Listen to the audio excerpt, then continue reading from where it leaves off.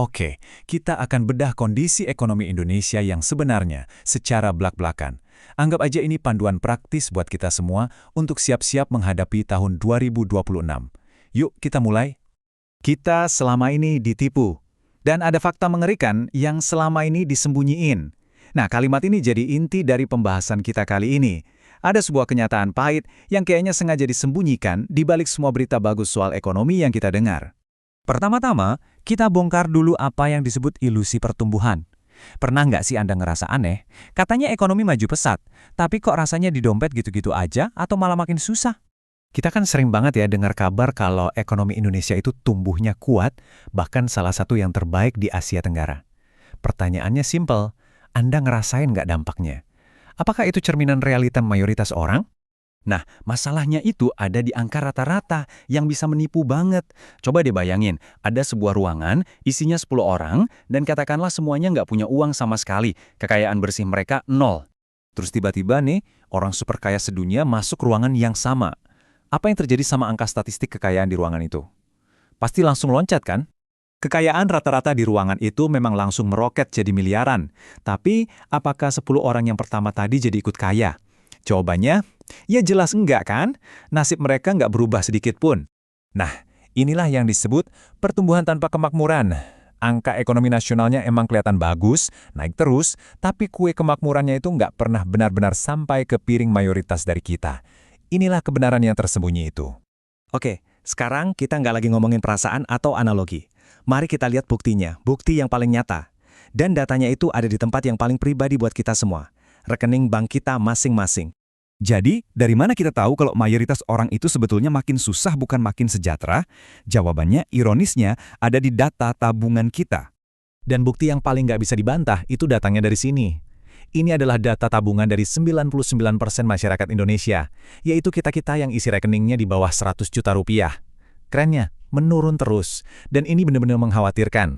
Kalau dihitung rata-rata, dalam 10 tahun terakhir, tabungan mayoritas masyarakat Indonesia itu berkurang sebesar 2,7 juta rupiah. Coba bayangin, uang itu bukan cuma nggak nambah, tapi malah hilang dari tabungan kita.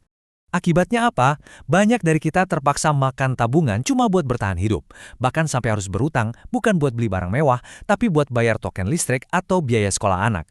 Inilah realita bagi 99% pemilik rekening di negeri ini. Dan kalau kita lihat pembagian kuenya, wah ini lebih parah lagi. Cuma 10% orang terkaya yang menguasai hampir 80% kekayaan nasional. Sementara kita yang 90% ini harus rebutan sisa remahannya yang cuma 20%. Jomplang banget kan? Nah, semua ketimpangan ini diprediksi akan mencapai puncaknya di tahun 2026 yang disebut-sebut sebagai tahun seleksi. Di tahun ini, nasib finansial kita seolah-olah akan terbelah. Cuma ada 2 jalur yang sangat berbeda. Konsep ini namanya pemulihan berbentuk K. Coba bayangin huruf K. Setelah ada guncangan ekonomi, ada sekelompok kecil yang nasibnya melesat ke atas. Tapi mayoritas sisanya justru anjlok ke bawah. Nggak ada lagi tuh yang namanya posisi aman di tengah-tengah. Jadi pilihannya cuma 2, Anda bakal ada di lengan atas huruf K yang terus menanjak dan makin kaya, atau Anda terseret ke lengan bawah yang makin hari makin berjuang cuma buat bertahan. Inilah realitas seleksi alam ekonomi yang bakal kita hadapi. Terus gimana kalau kita ngerasa ada di jalur bawah? Apa kita harus pasrah aja? Tentu enggak. Ini bukan lagi soal berharap, tapi soal bertindak. Dan inilah panduan bertahan hidup yang paling mendasar. Ada 2 strategi yang sifatnya udah nggak bisa ditawar-tawar lagi. Pertama, kencangkan ikat pinggang. Bener-bener periksa semua pengeluaran, potong apapun yang nggak esensial. Kedua, dan ini yang paling penting, cari usaha sampingan. Pendapatan tambahan itu sekarang bukan lagi pilihan, tapi sebuah keharusan. Kutipan ini benar-benar merangkum semuanya. Usaha sampingan itu bukan lagi sekedar nice to have, sesuatu yang bagus kalau ada. Tapi sudah jadi must have, sesuatu yang wajib ada. Bergantung sama satu sumber gaji di era kayak gini, itu sama aja kayak berjudi dengan nasib sendiri. Pada akhirnya, semua strategi ini tujuannya cuma satu, yaitu untuk meningkatkan pendapatan real Anda. Maksudnya, memastikan di akhir bulan, setelah semua tagihan dibayar dan inflasi mengerogoti, masih ada uang yang tersisa di kantong Anda. Itulah satu-satunya cara untuk selamat. Jadi, saya tutup dengan pertanyaan ini untuk kita renungkan bersama. Di tahun 2026 nanti, di lengan huruf K yang mana Anda akan berada? Jalan mana yang akan Anda ambil?